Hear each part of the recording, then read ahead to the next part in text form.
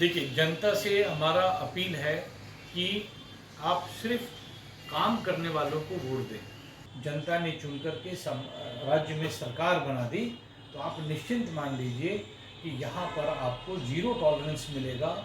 कोई तरह का अपराध आपको नहीं दिखेगा। आप पैसे से वकील हैं, आप राजनीतिक में ऑलरेडी पहले से हैं, इस बार चुनाव लड़ने जा रहे हैं, क्या मुद्दा रहेगा आपका, इसके बारे में आप बताएं। देखिए, पहले तो आप सबों का धन्यवाद कि आप लोगों ने समय निकाला और हमारी बात आप अपने चैनल के माध्यम से आम जनता को दे पाएंगे, जो कि आज की डेट में ज़्यादा ज़रूरी है।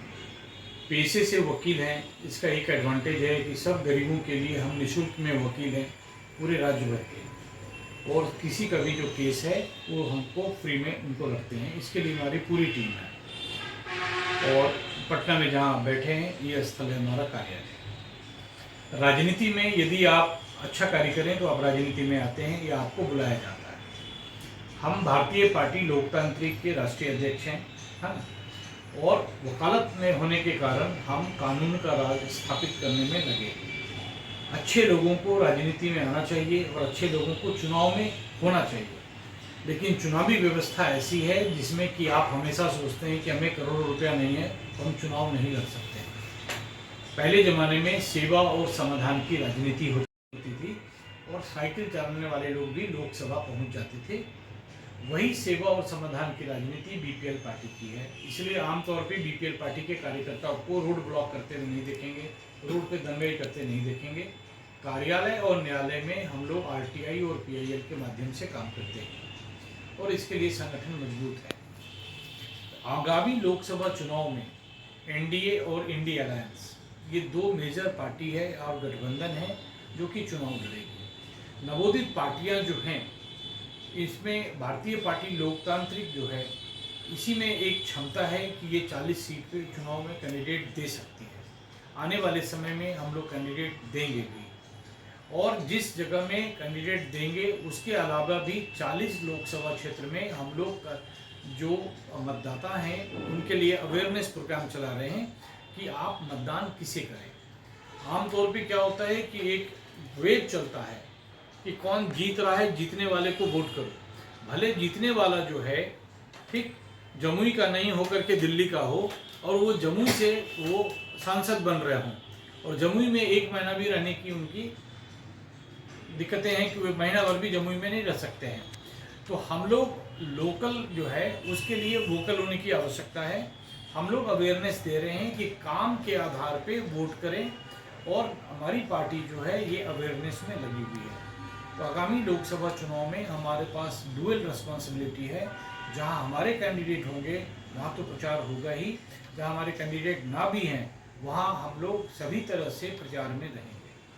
सर, अभी एजुकेशन प्लस बेरोजगारी, अगर आपके पार्टी से कोई आते हैं तो इसके बारे में क्या कर रहे हैं। रोजगारी भी बहुत कम है बिहार में, एजुकेशन भी कम है, और हेल्थ में भी बहुत प्रॉब्लम होते हैं गरीब लोग को दिखाने के लिए। इस पर क्या कहना चाहेंगे। देखिए, अभी तक जो राजनीति है इसमें हो क्या रहा है कि एक ऑलरेडी सत्ता में है, उनके द्वारा जो कमियां हैं उसको दूर करने का प्रयास कोई नहीं कर रहा है। बाकी जो पार्टी है या विपक्ष की पार्टी जो है, ये लोग कमियों को उठाते हैं, समस्या को उठाने का काम कर रहे हैं, समाधान का नहीं कर रहे हैं। उसके विपरीत हमारा जो कार्य अपने क्षेत्र में चल रहा है कि शिक्षा के लिए हम लोग जो हैं एकदम तत्परता से काम करते हैं। पहले से ही हम लोग जो हैं जो कॉमन प्लेसेस हैं, चाहे मंदिर हो या सामुदायिक भवन हो, ऐसे जगह में हम लोग शिक्षण संस्थान में खोल करके बच्चों को शिक्षा में हेल्प करते हैं। दूसरा है क्या कि हम लोग जब से टेलीमेडिसिन आया, 24-25 डॉक्टर्स की टीम है जो हम लोग उनको स्वास्थ्य के लिए काम कर रहे हैं। सरकार बहुत सारी स्कीम लेके आई है, कोई राजनीतिक दल उस स्कीम को लाभ नहीं दिला पा रहे हैं, उस स्कीम के बारे में बता नहीं पा रहे हैं कि भाई आपको मुद्रा लोन मिलेगा या आपको दूसरा तरह का व्यवसाय के लिए लोन मिलेगा, आप किस तरह से स्वरोजगारी बन सकते हैं। सिर्फ मार चल रही है कि पटना चलो, सरकार से नौकरी मांगो। सरकार नौकरी नहीं दे सकती है। अगर वो 5 साल में 10 लाख नौकरी दे पाएगी, उसके बाद अगले 5 साल में 10 लाख नहीं दे पाएगी। बेरोजगारों की संख्या करोड़ों में है, तो हमें स्वरोजगार प्रशिक्षण की तरफ जाना पड़ेगा और हमें स्वरोजगार करना पड़ेगा, जिसके लिए हमारी पार्टी पहले से काम कर रही है।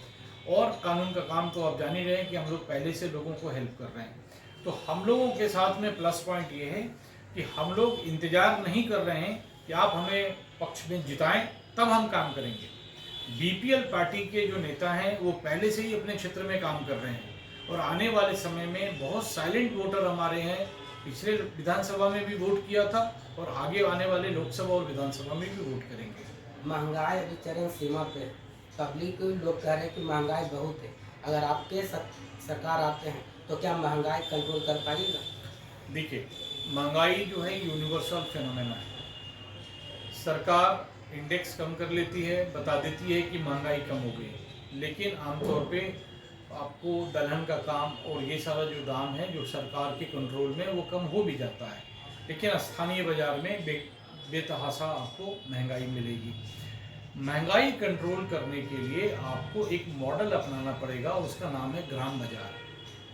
आप अपने ग्राम में, ठीक, सब लोगों के सहयोग से वहाँ का जो उत्पाद है वहीं कंज्यूम करिए। अभी क्या होता है कि हम अपना गेहूं जो है 18 रुपये बेच देते हैं आईटीसी को, और आईटीसी हमें आईटीसी का आटा बेच देता है 36 रुपये में।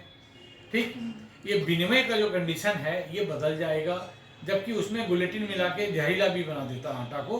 तो हम लोग क्या है कि अगर हमारी पार्टी जब सत्ता में आएगी तो बड़े लार्ज स्केल पे होगा। जब तक सत्ता में नहीं है हम लोग ग्राम बाजार को भी डेवलप करने का प्रयास कर रहे हैं। वहीं का सब्जी वहीं बिके, वहीं का तेल वहीं बिके, तो नेचुरल है कि बीच की मार्जिन जो है वो कम हो जाएगी और स्वच्छ भोजन भी मिलेगा। अपराधी चरम सीमा पार कर चुके हैं। बीते दिन, कुछ दिन पहले दिन दहाड़े बच्ची का अपहरण हो चुका है, तो क्या इसके बारे में कुछ कंट्रोल या कुछ कह सकते हैं इसके बारे में आप? देखिए, कानून के जानकार हैं तो अपराध से एकदम रोज रूबरू होते हैं हम लोग। अपराध दो प्रकृति का है। एक प्रकृति है संगठित अपराध। संगठित अपराध कहीं भी किसी भी देश में कोई भी कर लेता है। दूसरा है असंगठित अपराध, जो अपराधियों को संरक्षण देते हैं। पहले से कानून मजबूत हुआ है अपने प्रदेश में भी, तो जो अपराधियों को संरक्षण देते हैं उनको भी अपराध में सेम हिस्सेदारी होने का मान करके उनको भी बराबर की सजा का प्रावधान है सेक्शन 34B में, है ना। लेकिन लोग अपने रसूख से बच जाते हैं। बीपीएल पार्टी कानून का राज स्थापित करना चाहती है, और अगर हमारी पार्टी को जनता ने चुन करके राज्य में सरकार बना दी तो आप निश्चिंत मान लीजिए कि यहाँ पर आपको जीरो टॉलरेंस मिलेगा। कोई तरह का अपराध आपको नहीं दिखेगा। इसका जब तक हम सरकार और सत्ता में नहीं आते हैं तब तक हम जो ग्रामीण इलाका है, जो अंडर डेवलप्ड है, अंडर प्रिविलेज्ड इलाका है, उनको बच्चे को पढ़ा रहे हैं, उनको स्वरोजगार से जोड़ रहे हैं, उनको कमाने लायक बना रहे हैं और उनको अपराध से दूर कर रहे हैं। इसी पार्टी से भी ऑफर आया हुआ है कि मर्ज करने के लिए? पास्ट में हमें पार्टी से ऑफर आता रहता था मर्ज करने के लिए, क्योंकि बीपीएल पार्टी का कंसेप्ट अलग है। एक ब्लॉक है, सेवा और समाधान की राजनीति है। इस सेवा और समाधान की राजनीति में आपको एक बीजेपी काम करती है अपने संगठन के माध्यम से, आरएसएस के माध्यम से, दूसरा कोई संगठन इस ब्लॉक में है नहीं। तो पास्ट में हमें 2-3 पार्टियों से आया कि आप मर्ज कर लीजिए, तो हम पार्टी के स्थूल पदाधिकारी नहीं हैं, ना ये पारिवारिक पार्टी है। तो हमने सबको बोला कि आप हमें ले चलिए, मैं आने को तैयार हूँ, है ना। पार्टी मर्ज नहीं करेंगे। पार्टी एक कंसेप्ट है और पार्टी का भविष्य अगले 10-15 साल में है। 2030 में आप निश्चिंत मान लें इस सेवा और समाधान की अलग ब्लॉक होगी और 2030 में भारतीय पार्टी लोकतांत्रिक की बिहार में सरकार होगी।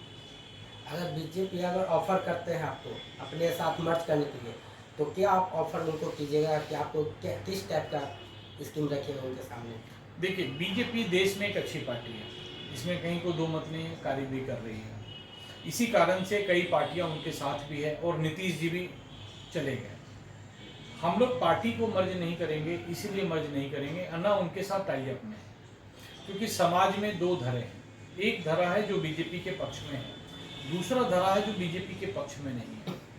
जो बीजेपी के पक्ष में नहीं है उनको लोग धर्म और जाति के नाम पे परगला रहा है, ठीक है।